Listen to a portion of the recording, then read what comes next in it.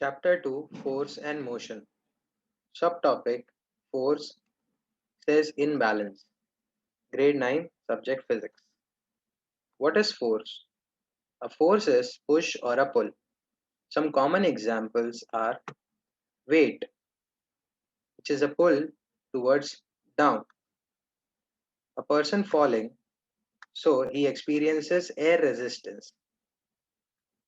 A car moving experiences friction, which acts in the opposite direction of the motion. A ship experiences upthrust, which keeps it floating. Forces are vector quantities because they have both size and direction. The SI unit of force is Newton. Small forces can be measured using a spring balance, also called as Newton meter. Newton's first law of motion. It is said that if no external force is acting on the object will remain stationary if it was stationary. The object will continue to move in the straight line at steady speed if it was moving. In space, where there are no external forces, a satellite will continue to move at a steady speed in a straight line forever. Balanced forces. When terminal velocity is reached, the skydiver is falling at a steady speed. The force of air resistance is exactly balanced by the pushing upwards. If forces are in balance, then they cancel out each other and the object behaves as if there is no force on it. So if a person sitting on a chair, so the weight is in downward direction, but the chair gives an opposite force which is in upward direction. Now balanced and unbalanced forces. Let's see what happens in each case. In case A, there is only forward force. So the car will keep on moving forward. In case B, there is forward as well as backward force, but we can see the forward force is greater. So the car will continue to move forward. In C, there is forward as well as backward force and they are equal and opposite in direction. So here the car will move, but it will move in a steady speed. In D, there is only backward force. That means the car will move in backward direction. Now, what are balanced and unbalanced forces? Balanced forces. If the forces acting on an object are balanced, then the object will either remain stationary or continue to move with a constant speed. Unbalanced forces. If the forces acting on an object are unbalanced, then the object will change its speed, it will begin to move, speed up, slow down, or stop.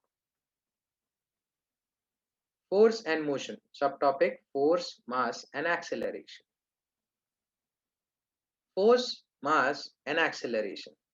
Force, mass, and acceleration are related by a formula where force is equal to mass into acceleration. Now let's see an example. A car is moving with a forward force of 20 Newton and frictional force of 12 Newton, has a mass of 3 kg. The resultant force will be 20 minus 12, that is 8 Newton to the right. Acceleration will be equal to force upon mass. Therefore, acceleration is 8 by 3, which is 2.67 meter per second square. Force and motion, static and dynamic friction. Although it is sometimes unwanted, friction can really help us. For example, in car braking system and giving shoes grip to the ground. As the block is gently pulled, the friction stops it moving, increases the force, and the block will start to slip. Now, this kind of friction is called a starting friction or static friction. Now, we have another type of friction which is called as dynamic friction. Now, when the block starts to move, the friction decreases. Now, dynamic friction or moving friction is less than the static friction. This friction heats up the material. Force and motion. Subtopic: force, weight, and gravity. Force, weight, and gravity. Now, G actually has two meanings. G is acceleration of the free fall. Also, it is the gravitational field strength. Gravitational field strength is the force experienced by a mass due to the gravitational attraction. Now, for example, if I have a cow who's having a mass, so what will be its weight? So, if the mass of the cow is 1000 kg, therefore weight will be mass into gravitational field strength, which is equal to 1000 into 10, which is equal to 10,000 Newton. Now remember one thing, mass does not change.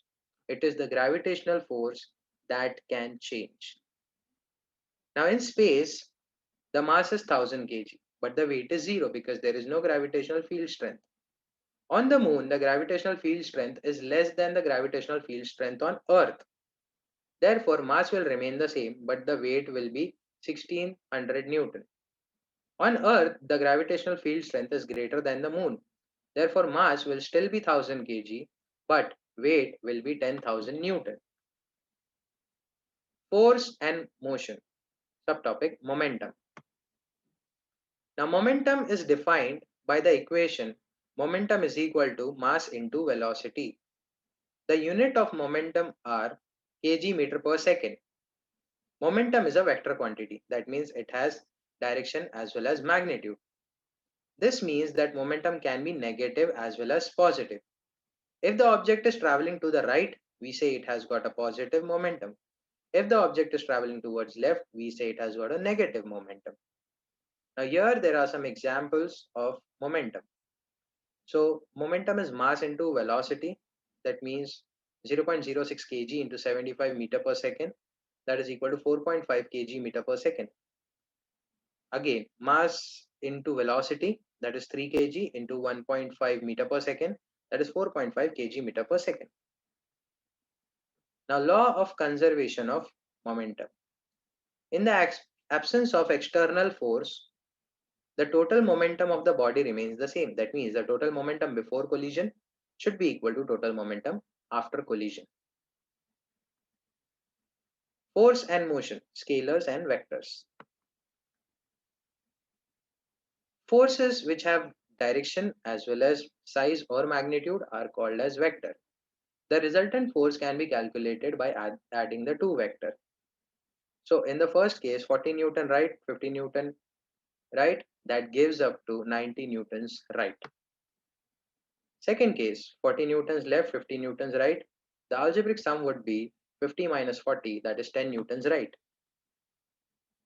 So quantities such as mass, volume, which have size but no direction are called as scalar quantities.